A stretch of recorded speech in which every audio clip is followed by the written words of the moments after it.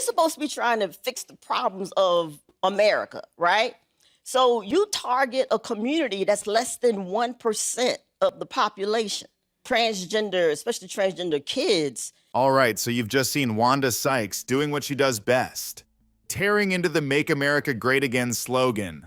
As a black lesbian comic, she's not holding back, pointing out how ridiculous it is to claim you're helping everyone when you're really just picking on, like, 1% of the population. What do you think, like, he could do to maybe make things better? Resign? Yeah. And by the end, she's pretty clear. Resignation is the only option Trump's got left to make America great again.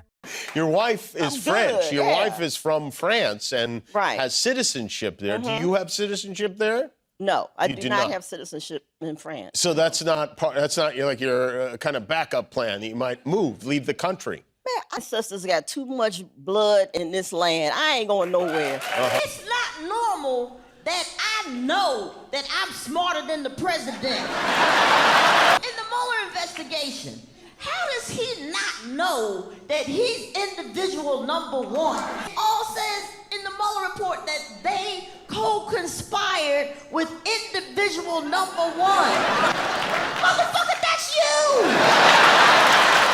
Wanda Sykes has always possessed a rare talent for making the painfully awkward profoundly funny. Her humor cuts through layers of political spin, exposing stark realities with devastating simplicity. It was a piercing observation, not just for a fleeting laugh, but a deeper, unsettling reality about a leader who appeared to operate outside conventional norms. He doesn't know what to do with his hands. Even the way he stands there, he's just like... Presidents, they've all aged while in office, right? The job is so fucking stressful that it affects you physically. But not Trump. Nope. He's on executive time. Trump hasn't aged, but we have. Her unique perspective allowed her to articulate the deep-seated frustrations of marginalized communities, whose voices are too often sidelined in mainstream political discourse. Hey, Jimmy. I know you must be excited. Your guy Trump won the election. Congratulations. Jimmy, I'm a black woman and a lesbian. How the hell you think I'm doing? What makes Wanda so good is how she nails those super awkward moments and turns them into pure gold. But it's more than that.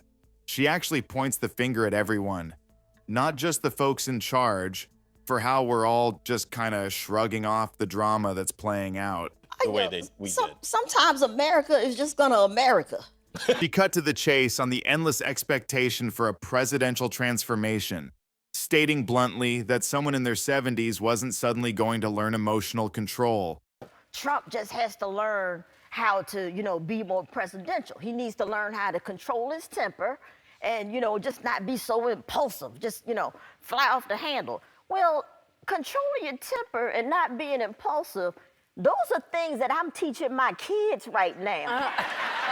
And they are 7. Donald Trump is 70. He's not gonna learn anything at 70. And Wanda's sharp eye didn't stop there.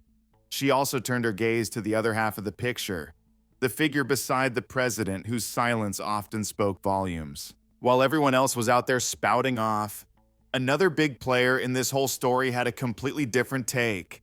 Absolute crickets. I'm talking Melania Trump. Her whole public thing was this perfectly calm, almost too composed detachment, and man, did people ever obsess over it.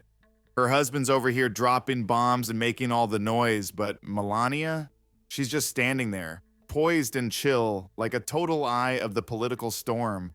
Her reactions, or actually the lack of them, especially when things got crazy, totally sparked massive debates. People were instantly talking about how much power she really had, if she was in on it, and just how things looked for a political spouse. All those moments, the ones the cameras caught again and again, they blew up, became these viral symbols of a clearly tense relationship.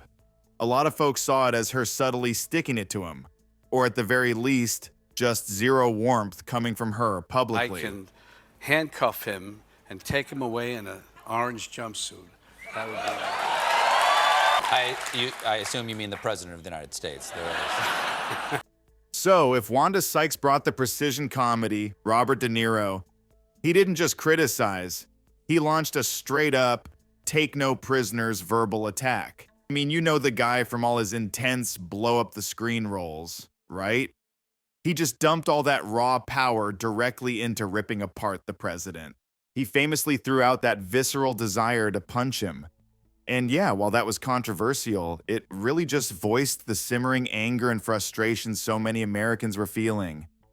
De Niro wasn't just talking policy. He went right for the jugular. Yeah, he's so stupid. I mean, look at the lame, inane things that he said. He's so stupid, he can't even say anything clever or smooth. There's a big group of people in this country who believe that he cares about them. I am totally dumbfounded, baffled by that. I can't understand it. And it's a thing that we've seen over decades and decades. He's deeply, deeply insecure.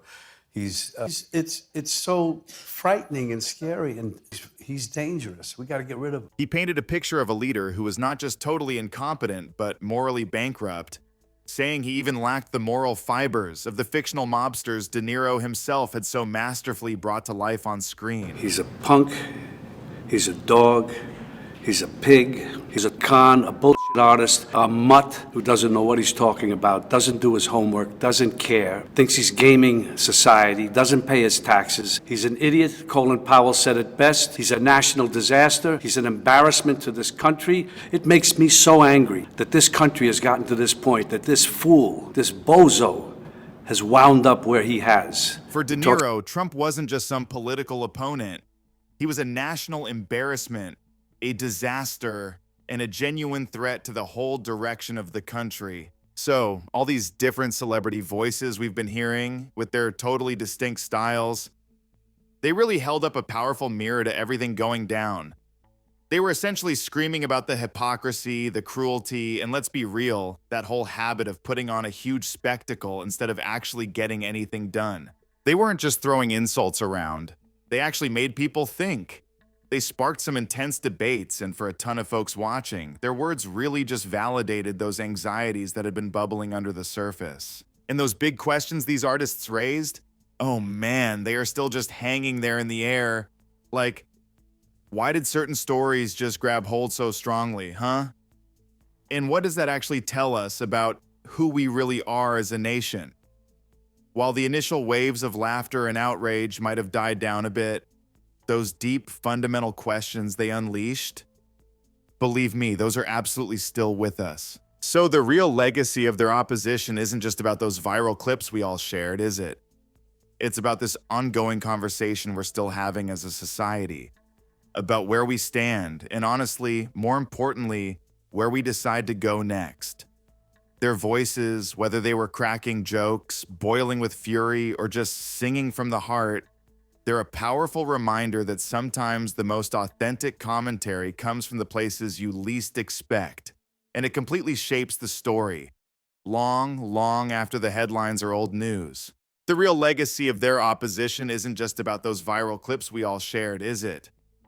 It's about this ongoing conversation we're still having as a society, about where we stand and where we decide to go next.